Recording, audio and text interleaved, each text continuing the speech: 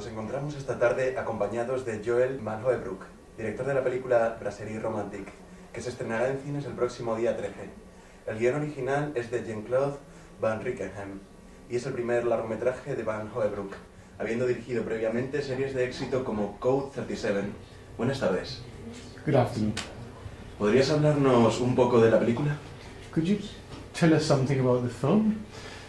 Well, it's a film. It's a particular film because it's a film that happens in one place in one evening, and it's a film about love and about all the different aspects of love that we encounter during a lifetime, I think. And we tried to make a film that was interesting and believable, and where people could relate to and identify themselves with. Entonces, ¿consideras que es una película realista con las relaciones humanas actuales? So you think it's a film that's a realistic film about human relations as they are today? I think it is. I think it is in a way that it's a bit, it's a bit bigger than life. We make the situation look a bit bigger than they are in reality, but still always trying to show the realistic way of things going. It's trying to have a natural way of acting and make a restaurant that's believable, that you would go into and you would find next door. So we try to put everything in a kind of perspective that people could relate to easily. Una historia contada en una sola noche. ¿Supuso esto un problema o una ayuda a la hora de realizar la grabación? A story told in the course of just one evening.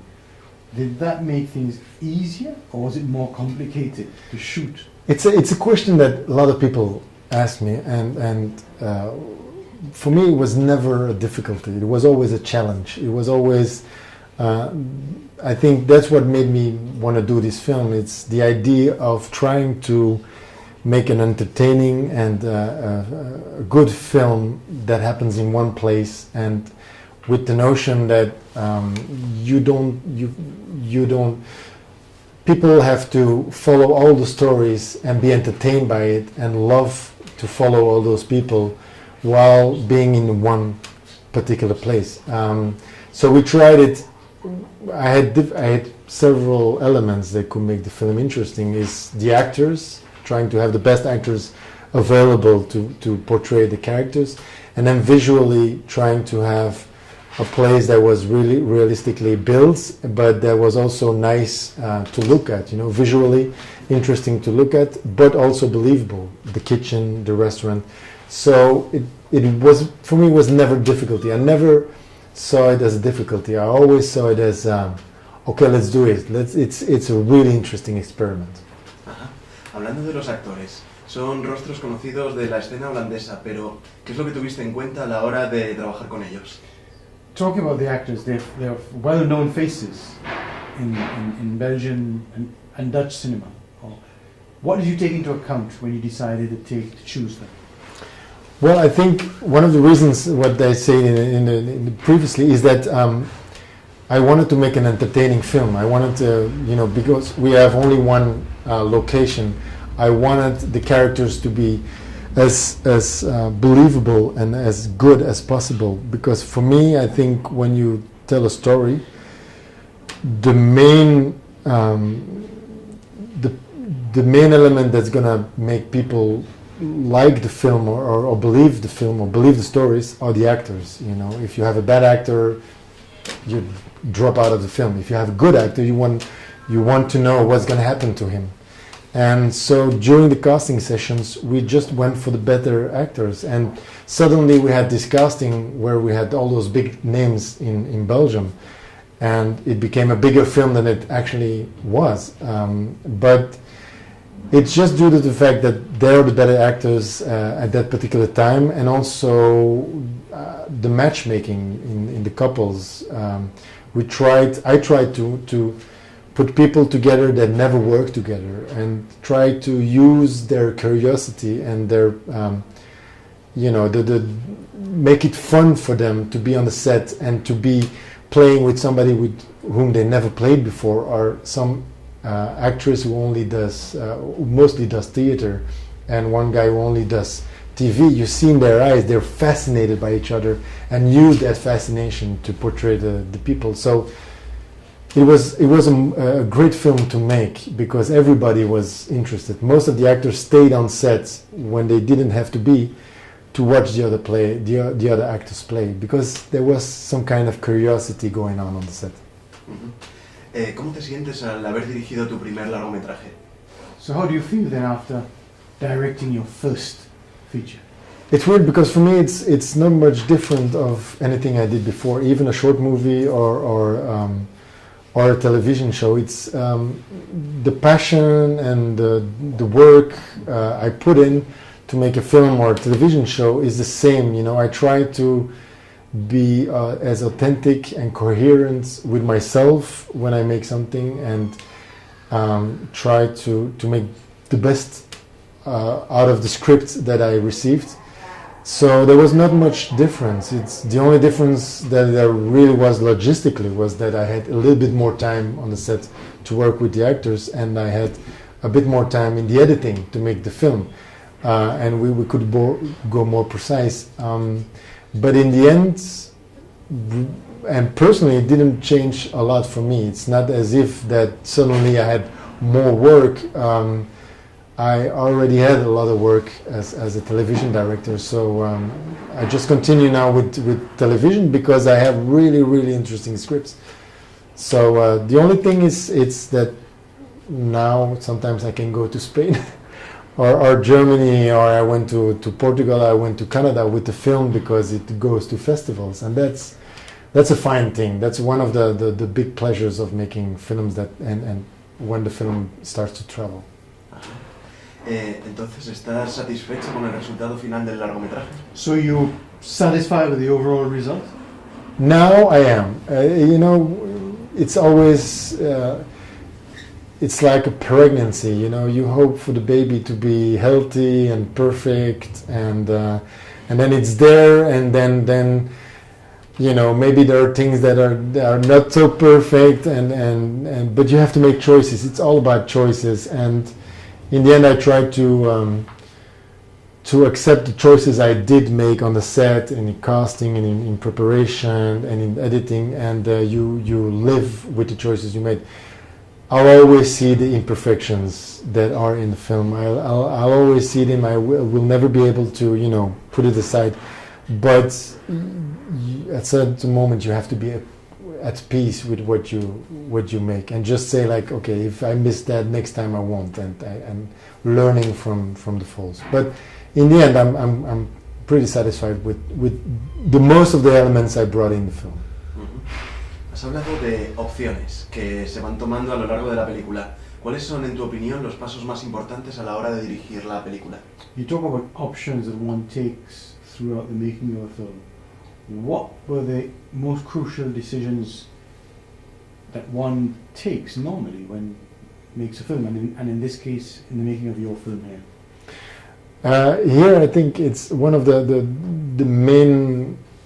my main focus points was on the work of the actors. It was that's why we shot the film completely in studio. So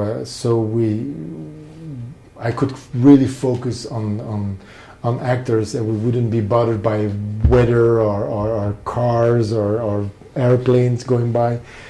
We were in total comfort zone, and for me there was one thing that I didn't want to make a mistake in. It's trying to have the best performances I could. But you know, it's a low budget film, so I didn't have so much time. It was each day I had to shoot a couple of scenes, and you know, there's always someone behind you saying like, okay, we have to go on and go on. But the one thing I didn't drop is the performance of actors. What you leave behind sometimes is the visual kind of things, or you know, I would have liked to do this extra shot or this, but in the end we had such a good crew and such good actors that all went pretty well, actually. ¿Cuándo te diste cuenta que querías dedicarte al cine y quiénes fueron tus ejemplos a seguir? When did you realize you wanted to dedicate your profession to cinema? And what were your examples, quote unquote, that you patterned yourself after or came to follow? Well, it started when I was 12, I guess, when I was a young kid and I saw films of, action films and films of Sylvester Stallone. I remember being really surprised by seeing Rocky, the very first Rocky. It was really impressive to me. It was the first time I saw a film that had, a real beautiful story, but also, with the boxing and stuff, I could relate to in a way. So at first I wanted to be an actor, but then my father gave me a video camera, and so I started to film small films with my cousins and friends, and then I realized that maybe I should be a director because I won't be a good actor anyway. So, and then suddenly I went to film school, and there I started to see incredible and amazing films of incredible and amazing directors, and I realized that I had seen on television masterpieces, but I didn't know they were masterpieces at the time I saw it, and I always thought like, okay, this is what I want to do because I love stories and I want to be, taken into a different world when I go to the cinema or when I see a television. I like to be transported by especially by actors. I've always been fascinated by actors.